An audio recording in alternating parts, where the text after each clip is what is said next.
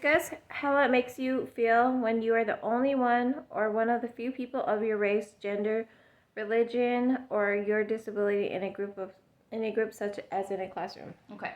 So especially when I first came here to this place, whenever like I'm in a classroom and I'm the only one with my skin color or only black person, sometimes I feel lonely, and it makes it hard for me to relate to other people, especially when, with me having an accent, I feel like I cannot talk to them. I feel like I cannot really relate to other people, so it makes me feel lonely sometimes.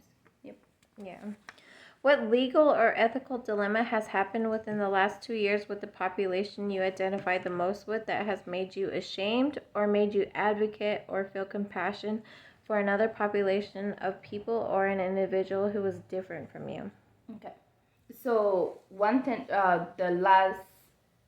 think the last year, one of the things that has happened that have really made me compassionate is the case with George Floyd and how like he was treated, the police brutality and everything. So what that really made me think of is how like Chinese people, how they were treated during the pandemic, how Yes. people were being racist against them. Some people were even beaten just for being their race.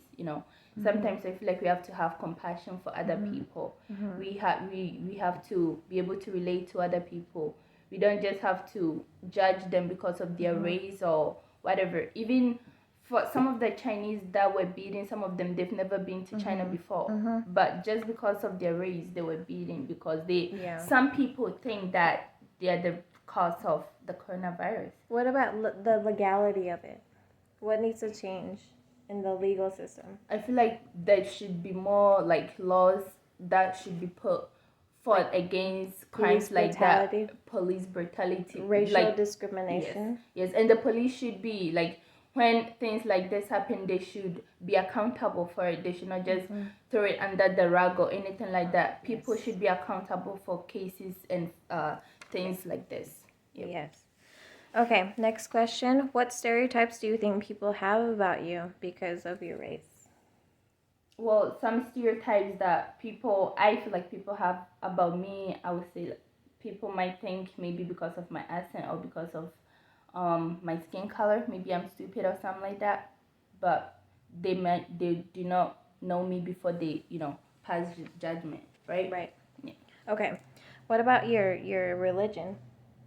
Like what stereotypes do they place upon you? Because like my religion. My Christian religion. Well, my religion, I would say, people think that we are just following the Bible blindly and we do not understand. Some people just study the Bible and have all this criticism against it, and they believe that the people who follow the Bible are, just following blindly, but that's not the case. Right. Yeah.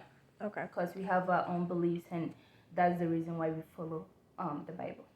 What impact statement would you like to make on behalf of the group that you identify with the most regarding your current affairs or events?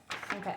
So one impact that I really want to make is, especially my community right here in the U.S., I want to be able to be successful so that young people like me from Africa who come here look up to me and then see that since I've been able to make it, they'll also be able to make it, even with all these obstacles. Yeah, racism, all these stereotypes and everything that is gonna be in their way. I want them to know that they can fight.